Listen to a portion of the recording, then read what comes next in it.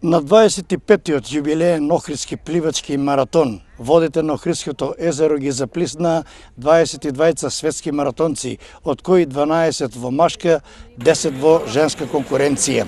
Во идеални услови, мирно езеро, првото место го освои бугарскиот маратонец Петар Стојчев.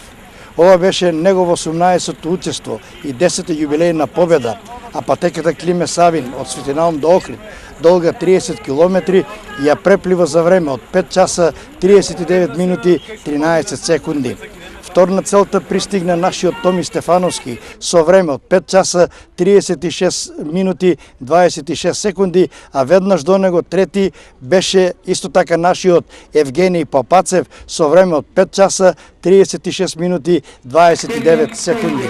Да ја проследиме ексклузивната изјава на победникот на годинашниот Охридски маратон, бугарскиот пливачки маратонец Петар Стојчев. Благодаря, чувството е перфектно. Задоволен съм от трката. Беше супер. Конкуренцията беше доста силна? Да, беше яка конкуренция и много съм щастлив, че Томи и Евгений са на подиума до мен. Дали е продължила кариерата или има некои најави за завршување на твоята кариера?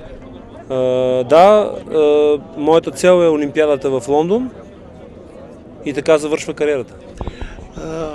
Петар Стојчев, ексклузивно од големиот пријател на пливањето, до пред 2 години председател на Пливачка федерација на Македонија господин Зоран Алексов, а денес градоначалник на Штип, по повод твојата јубилејна победа, еве еден скромен достоинствен поклон од граѓаните на Штип. Благодаря. Благодаря. Честитам. Благодаря. Специјално за Ирис телевизија од Охрид, Драги Герасимов.